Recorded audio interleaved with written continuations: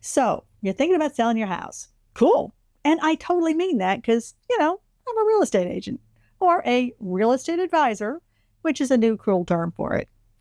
But before you go mentally spending all that equity on a new RV and a matching golf cart, let's just take a minute. To sell your home, well, it is not exactly a zero-cost transaction.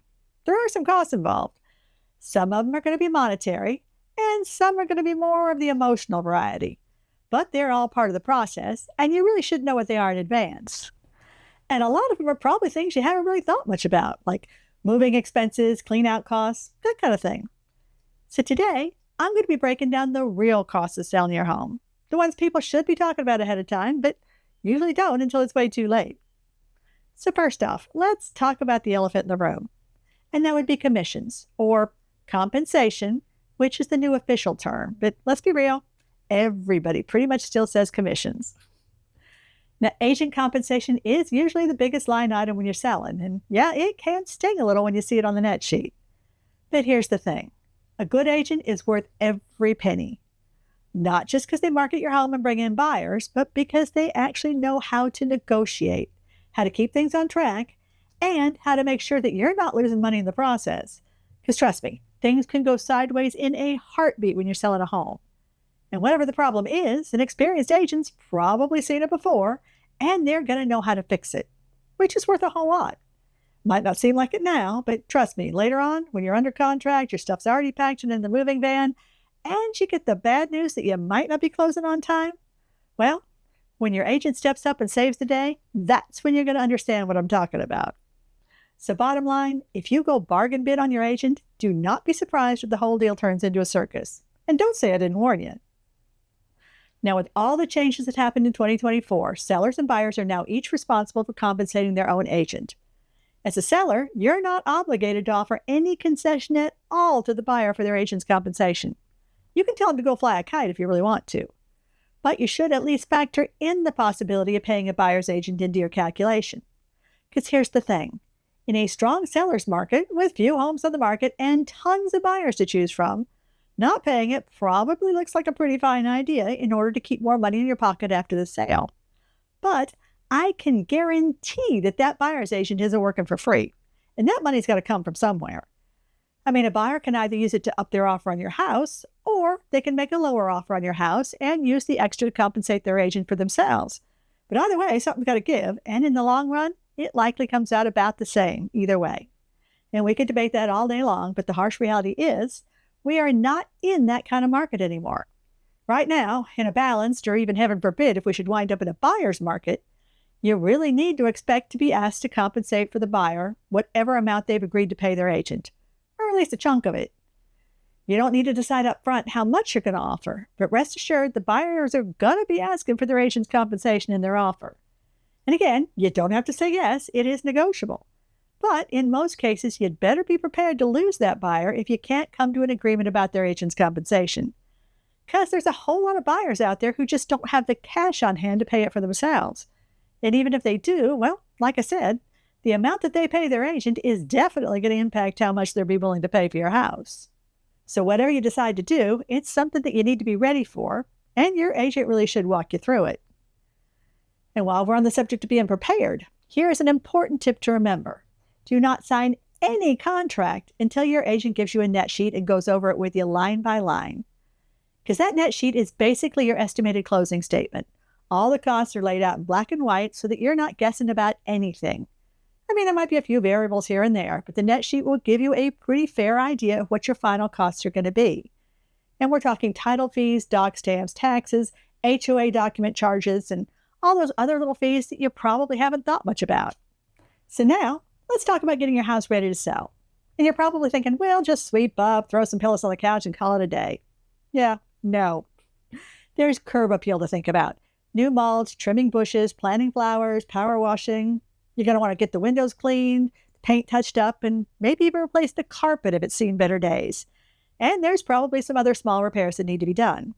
And those quirky little things that you've ignored for the past 5 years, buyers are going to notice.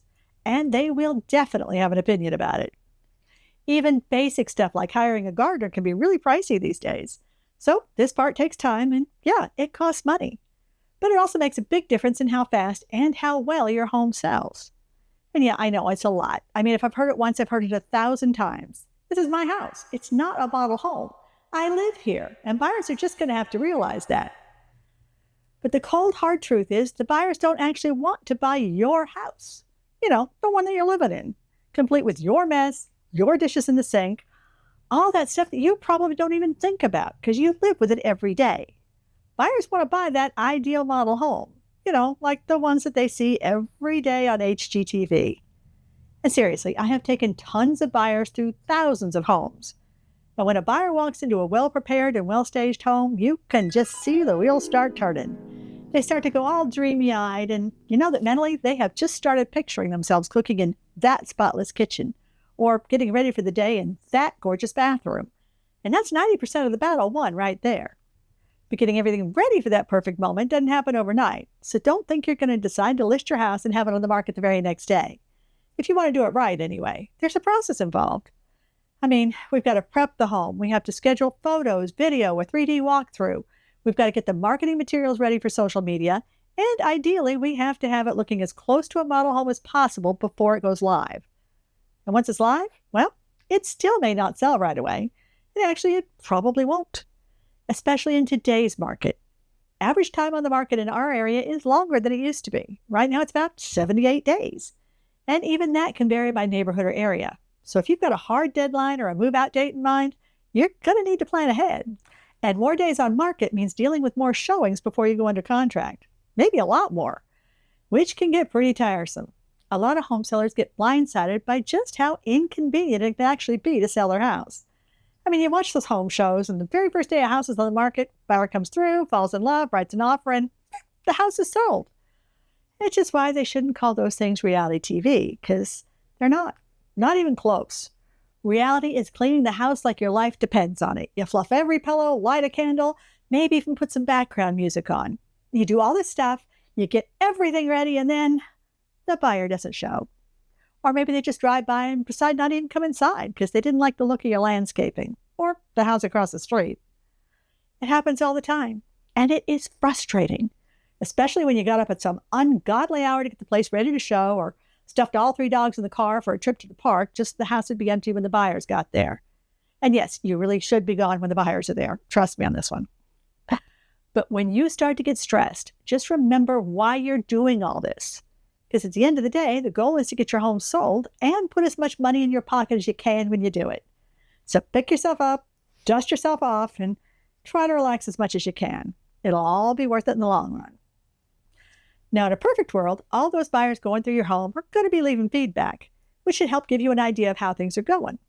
But in reality, only about 50% actually will if you're lucky, or unlucky, depending on your point of view, because some of that feedback is going to be super helpful, and some of it, not so much.